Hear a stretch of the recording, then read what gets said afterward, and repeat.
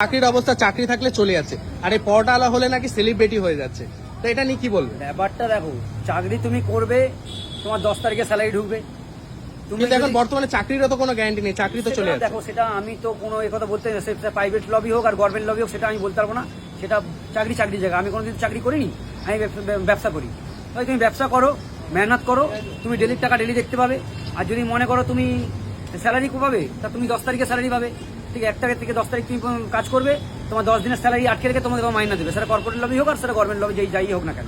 তুমি আবার কাজ করো, তুমি 2 টাকা বিক্রি করলে তোমার পকেটে থাকবে, 4 টাকা বিক্রি করলে তোমার কাজে থাকবে। তো তুমি ব্যবসা করো, ছোট হোক বড় হোক, ব্যবসাই হয়। আমি তাই জন্য বলি চাকরি নয়, ব্যবসা করো।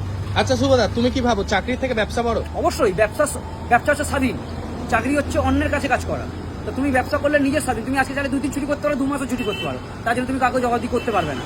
আর তুমি ডেলির টাকা ডেলি দেখতে হবে। চাকরি করলে তোমাকে অপরকে জবাবদি করতে হবে। তো অবশ্যই চাকরির থেকে ব্যবসা অবশ্যই বড়।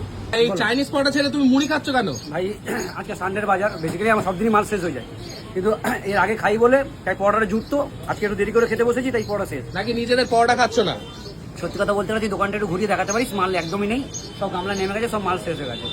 কটা বাজে? এখন 1টাও বাজে না, আমার 1টার মধ্যে থাকার টাইম, তার আগে মাল শেষ। তাই যে আপেল পেঁয়াজ না, এটা আপেল পেঁয়াজ না ভাই, এটা সত্যিকারেরই পেঁয়াজ।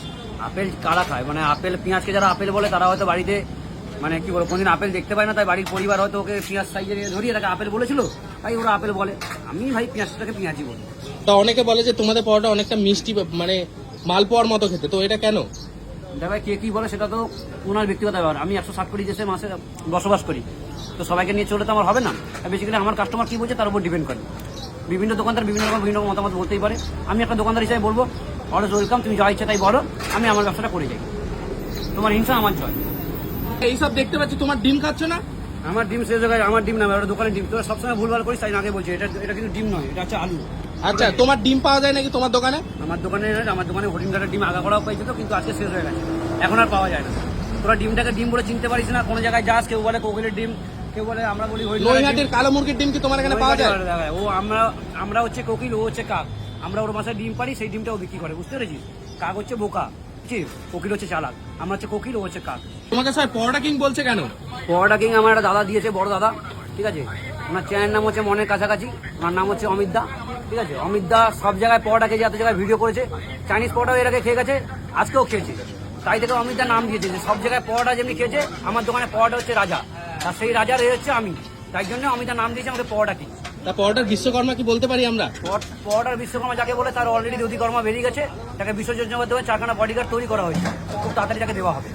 এরকম কমেন্ট আসছে, বর্তমানে আমরা যখন বড় হয়েছি তার বড় বড় মনীষীদের যেমন স্বামী বিবেকানন্দ, নেতাজিদের দেখে ইন্সপায়ার্ড হয়েছি। এখন আমরা দেখে নাকি ছোটরা বাচ্চারা বড় হচ্ছে পরোটালাদের দেখে, রাজুদা, ডিজে অরুণ, চাইনিজ পরোটা এদের দেখে অনুসরণ করছে, যে এদের লাইফস্টাইল পরোটালা হয়ে এত উঁচুতে কিভাবে চলে গেল। ব্যাপারটা সেটা সেমনি কিছু ব্যাপার নয়। আমরা ছোটবেলা ডাঙ্গুলি খেলতাম, গাইপিট খেলতাম, যারা 90s ছেলেরা, ঠিক আছে। 90s একটা হচ্ছে বললি মানে স্বপ্নের ইয়ে ছিল। তো এখনকার ছেলেরা জেনারেশন এখন মানে ছোট বাচ্চারা হলে ওর মা বাবা হাতে মোবাইল ধরিয়ে দেয় যাতে বাচ্চা কান্না না করে। আর আমাদের সময় কান্নাকাটি করলে মা বাবারা পেটাতো, ঠিক আছে। তো যখনকার যেখানে জেনারেশন আমার সেমনি। হ্যাঁ, পরোটাওয়ালা এখন হাতে যদি মোবাইল না নেয় তাহলে ছেলেমেয়েরা জানতে পারবে না পরোটাওয়ালা ভাইরাল। তুমি হাতে মোবাইল দিও না, ছেলেমেয়েরা শিক্ষা পাবে। আগেকার জেনারেশন যেমনি খেলাধুলো করতে সেমনি করবে। আজকে ফুটবল প্লেয়ার কেন উঠছে না? আমরা একটা সময় মাঠে ঘাটে পড়ে থাকতাম, ঠিক আছে। লিগারম্যান ছিঁড়ে যেত আমাদের খেলতে খেলতে। তো সেখানেই আমরা মানে গাইপিট খেলতাম, ঠিক আছে। কত গুলি খেলেছি আমরা, কত খেলেছি। তো আমরা যে খেলাগুলো খেলেছি, আমরা একটা সময় রাস্তাঘাটে পড়ে যদি দেশলাই খোলা পড়ে থাকতো সেটা করে ছিঁড়ে আমরা বাইক খেলতাম। তো এখনকার ছেলেরা কি করে? কিছু করে? হাতে মোবাইল পেলেই পাবজি, ফ্রি ফায়ার, না হলে তোর এই গেম ওই গেম। ফেসবুক ইউটিউব তো লেগেই আছে, তো নর্মাল, ওটা বাদই দিয়ে সোশ্যাল মিডিয়া তো নর্মাল। তুমি তোমার ছেলের ভবিষ্যৎ নিজেই নষ্ট করছো, তো বাড়ির অভিভাবক নষ্ট করছে, পড়াওয়ালাকেও নষ্ট করছে না ভাই।